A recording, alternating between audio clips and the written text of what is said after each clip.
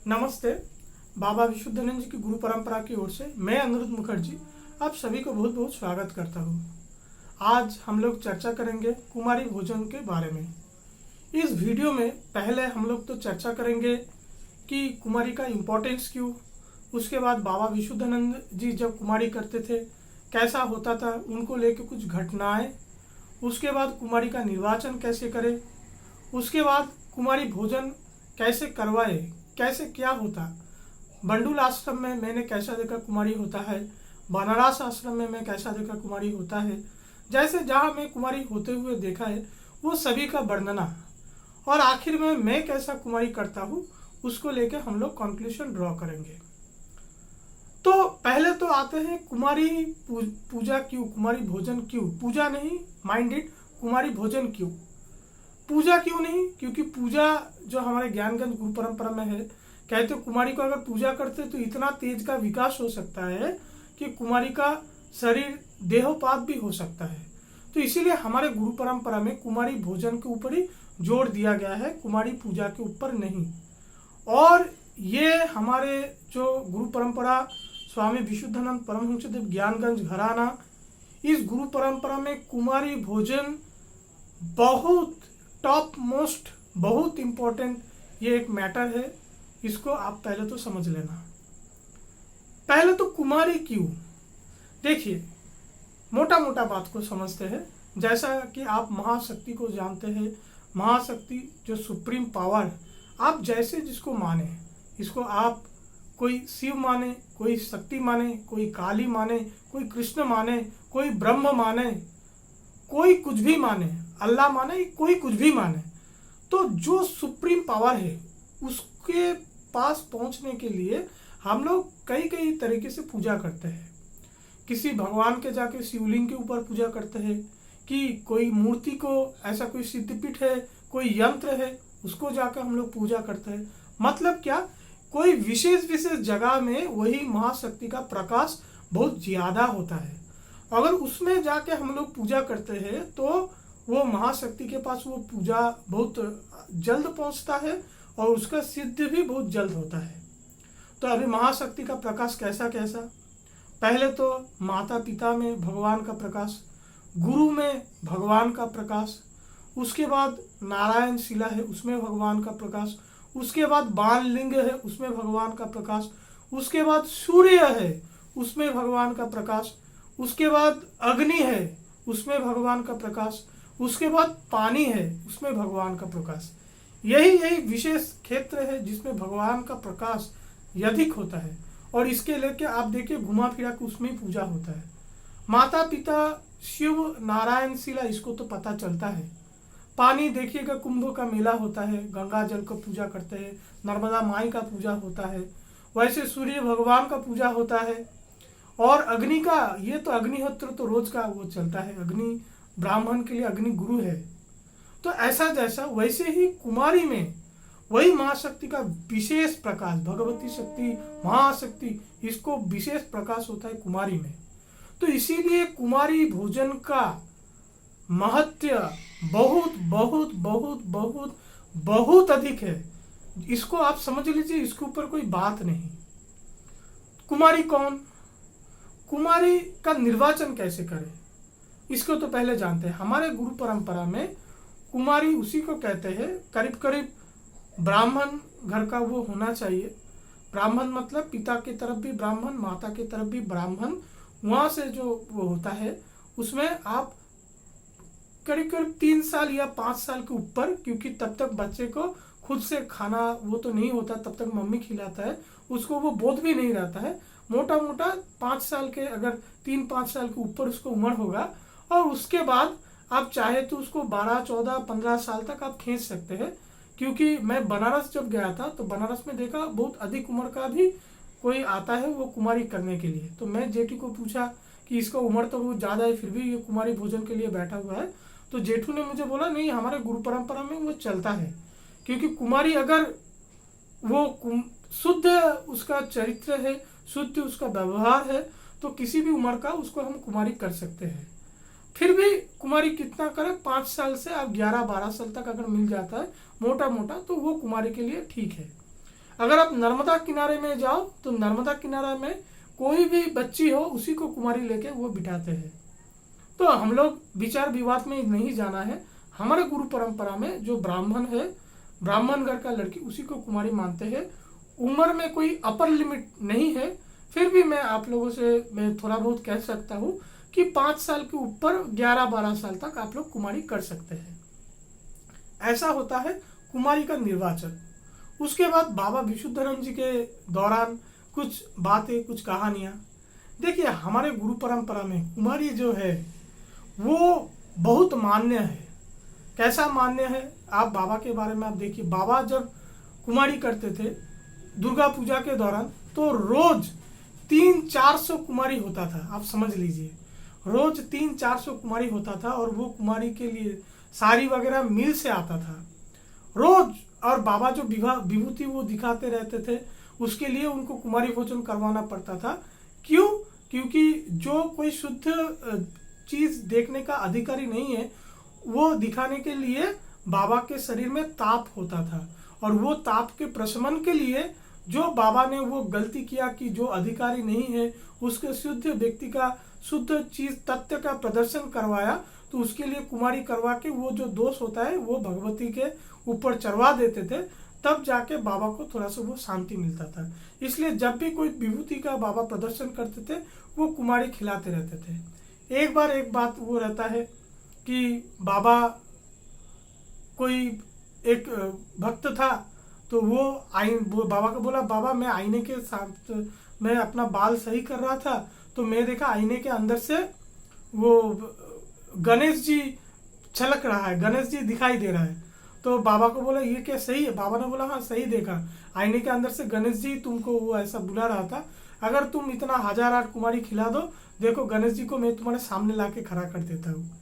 बाबा ने ऐसा भी कहा था कि तुम 10,008 कुमारी खिला दो, मैं भगवती शक्ति को तुम्हारे सामने बुला के मैं लाके आऊँगा, उनसे जो पूछना है पूछ लेना, जो मांगना है मांग लेना। ऐसा करके बाबा फिर वो विभूति दिखाने के लिए कुमारी का शर्त रखते थे।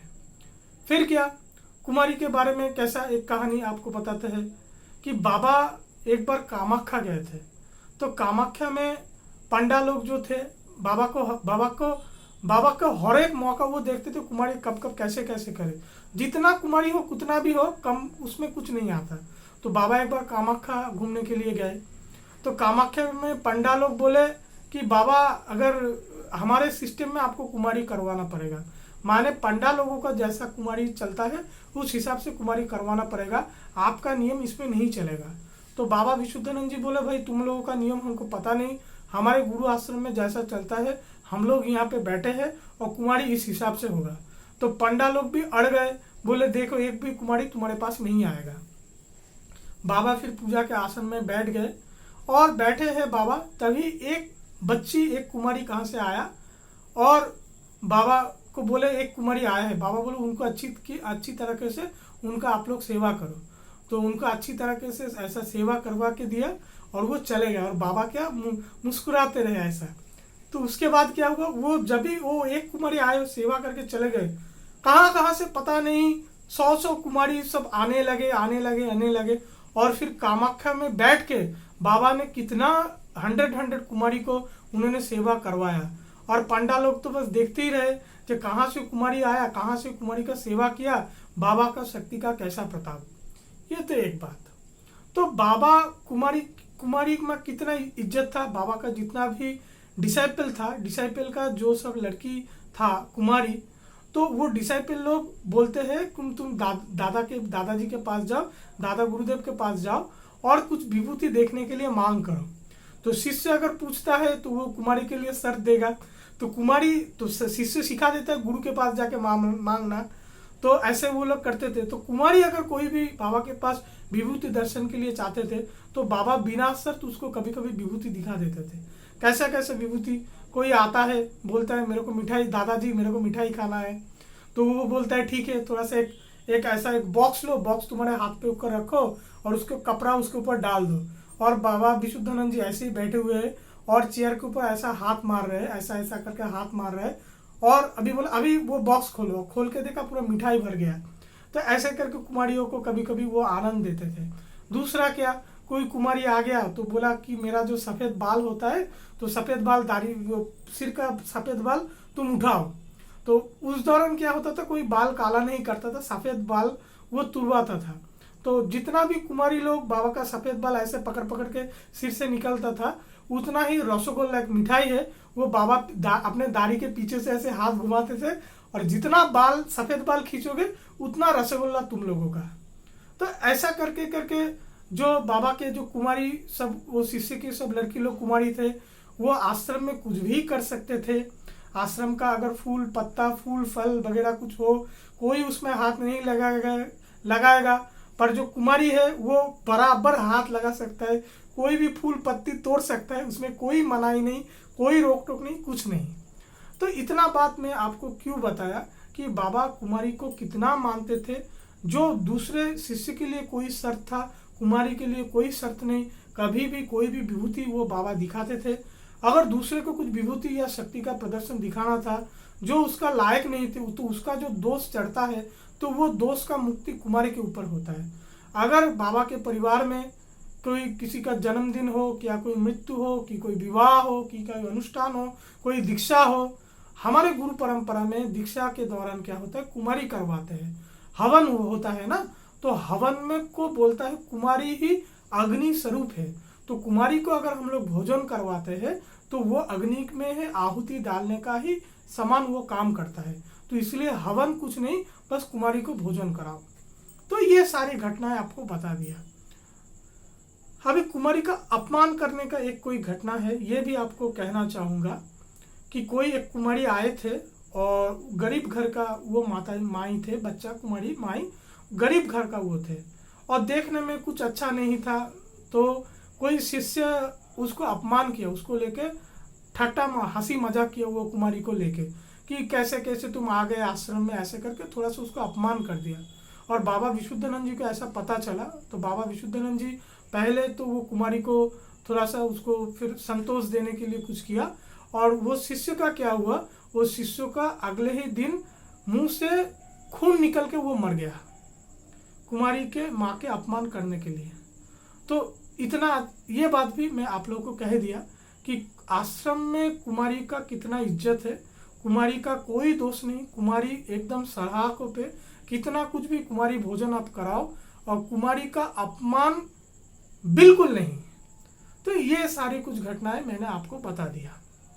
अभी कुमारी भोजन कैसे करवाए, देखिए पहले तो मैं बंडूल के बारे में कहना चाहूँगा, मेरे गुरु के बारे में। जैसा मैंने देखा जेठू का कुमारी कैसा होता है, जेठू कुमारी भोजन के जब बंडूल में कुमारी होता है, पहला वैशाख बंगाली साल का जो पहला वो होता है तब कुमारी होता है। मनसा पूजा के दौरान बंडूल आश्रम में कुमारी होता है, और शिवरात्रि के दौरान कुमारी होता है। तो ये 3 दिन तो मोटा मोटा कुमारी होएगा ही। और बंडूल ग्राम में क्या है, कुमारी थोड़ा सा अवेलेबल वो रहता है। तो पहले पहले क्या होता था, एक मिनी बास, मेरा जो जेठू था एक मिनी बास किराए में लेते थे, और वो बास गांव गांव घूम के कुमारी को लेके आते थे पिक करके। तो 108 कुमारी तो मेरे गुरुजी ने खुद खिलाया, और मैं बंडूल आश्रम में 30-32 कुमारी तो मैंने खुद सेवा करवाया है। जब भी कुमारी रहता था तो जेठू ने मुझे बोल देता था, अनिरुद्ध तुम कल सुबह आ जाना, कुमारी है। तो मैं क्या होता था, मैं एकदम सुबह 5:30-6 बजे घर से निकल जाता था, तो स्टेशन में जाके पेपर लेता था, वर्तमान पेपर, स्टेट्समैन पेपर, जेठू वो पढ़ते थे, रोज पढ़ते थे। तो गांव में क्या पेपर देरी पहुंचता था, तो स्टेशन से मैं पेपर ले लेता, कुछ गांदे का फूल वगैरह ले लेता, वो लेके मैं 7, 7:30, 8 बजे, 8:30 बजे जब मौका मिले मैं बंडूल आश्रम पहुंच जाता था। तो ऊपर घर में जेठू बैठे हुए रहते थे, तो अगर देरी होता था वो रेडी हो जाते थे, अगर देरी नहीं होता तो मैं खुद जाके उनको तैयार करवा था। उसका जो फिर वो सब ड्रेस वेस करवा के, फिर उसका कॉइन लेके 9 बजे, 9 से सुबह को 9 से 9-10 बजे तक कुमारी बंडूल आश्रम में होना ही है। और 8:30 बजे तक जेठू, 8:30, 8:45 तक जेठू बंडूल आश्रम में जो शिव मंदिर है, तो शिव मंदिर का नाट मंदिर में जेठू आके बैठ जाते थे। कुमारी तब तक शायद नहीं पहुंचेंगे हो, कुमारी लोग जो गांव से आने वाले हैं, तो तब तक वो शायद आश्रम तक नहीं पहुंचे हैं, उससे पहले क्या होता था, जेठू जाके वो मंदिर में जाके वो बैठ जाते थे और उनका जो सिंसियरिटी वो दिखाई देता था। कोई अगर कुमारी के काम में कोई लापरवाही हो रहा है, कोई देरी कर रहा है, तो जेठू चीखते रहते थे, चीखते बोल देता है, देरी क्यों कर रहे हो, ऐसा क्यों कर रहे हो, ठीक से करो, ऐसा वो जेठू कहते रहते थे। तो बंडुल में कुमारी कैसा होता था, बंडुल में जो मंदिर है, एक तरफ बाबा विशुद्धानंद जी का मूर्ति है और दूसरी तरफ शिव मंदिर है और उसके पीछे है नाथ मंदिर। तो नाथ मंदिर में जब कुमारी होता था तो पहले तो वो नाथ मंदिर को अच्छी तरह से हम लोग धो लेते थे, साफ कर लेते थे, और एक बार साफ करवाने के बाद ब्राह्मण व्यक्ति छोड़ के कोई नाथ मंदिर में प्रवेश नहीं करेगा और उसको भी पट्ट वस्त्र पहन के शुद्ध होके, सुबह नहा के जितना आप अच्छा शुद्ध होके पूजा का कपड़ा पहन के वो नाथ मंदिर में प्रवेश करेगा। कुमारी के लिए जो आसन है वो दूसरा आसन है, वो आसन में कुमारी के सिवा दूसरा कोई पर्पस के लिए यूज नहीं होगा। कुमारी के लिए जो बर्तन है वो अलग बर्तन है, दूसरे काम में वो बर्तन यूज नहीं होगा।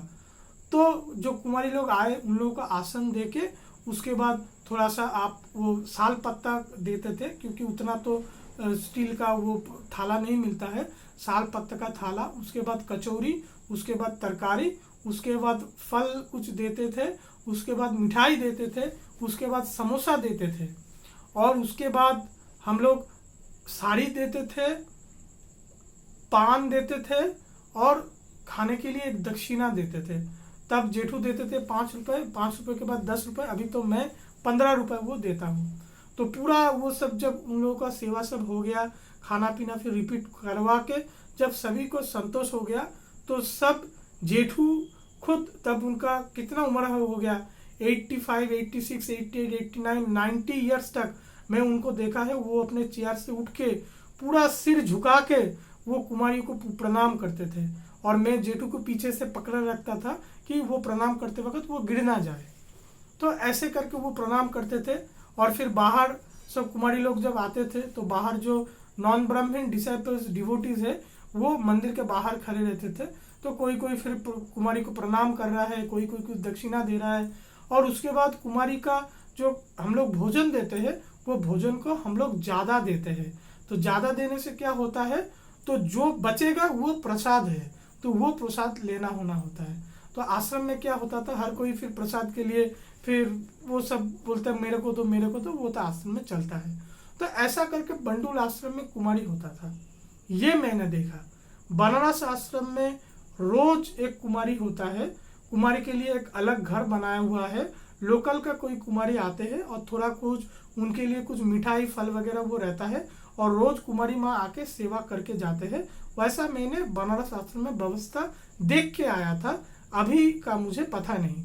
तो बनारस आश्रम में जब कुमारी होता है, बनारस आश्रम में सब एक ही प्रकार का होता है, अलग बस मैंने उतना ही देखा था, बंडुल में बच्चा बच्चा सब कुमारी था, पर बनारस आश्रम में मैं काफ़ी उम्र का भी कुमारी मैंने देखा। किसी का 18 साल हो गया, किसी का 21-22 साल भी हो गया, मुझे उम्र का उतना अंदाज़ा नहीं है, पर बड़ा बड़ा लड़की को भी मैं कुमारी के सेवा के लिए बैठने के लिए मैंने बनारस आश्रम में देखा था। तो बनारस आश्रम में इतना ही डिफरेंस है, बाकी सब सेम है। अच्छा, उसके बाद पुरी में एक आश्रम है, बाबा का जो डिसाइपल है सत्यानंद ब्रह्मचारी जी, उनके आश्रम में गया था। तो उनके आश्रम में कुमारी कैसा होता है, कुमारी आता है, उसको अच्छा सजवा के फिर वो आता है, उसके बाद उनको आलता सिंदूर पहनाया जाता है, उसको माला परवाया जाता है, फिर उसको पूजा करवा जाता है, उसके बाद फिर अगरबत्ती दिखा के उनका आरती किया जाता है और उसके बाद कुमारी भोजन तो वो होता है। ऐसा मैंने सत्यानंद ब्रह्मचारी जी के आश्रम में मैंने देखा। तो वो उन लोगों का कुमारी करने का पद्धति देखा। अभी इतने सारे पद्धति देखा, और एक पद्धति कहाँ देखा, जब बंडुल ये बर्धमान आश्रम में अपने जो भम्बलदा है बाबा के परिवार के, उनका जब देहांत हो गया, फिर उनका बरसी हो रहा था, तो बरसी में भी कुमारी को पहले बुलाया गया, बाद में श्राद्ध का काम होगा, पहले तो कुमारी करवा। तो जो कुमारी, फिर भाभी जी ने बोला अनिरुद्ध तुम्हारे कुमारी को लेके आओ, तो मैं अपने कुमारी को लेके गया था। तो मैं देखा भाभी जी उनका फिर पैर वैर धुला के आलता ऐसा पैर में ऐसा आलता ऐसा करके पहना दिया।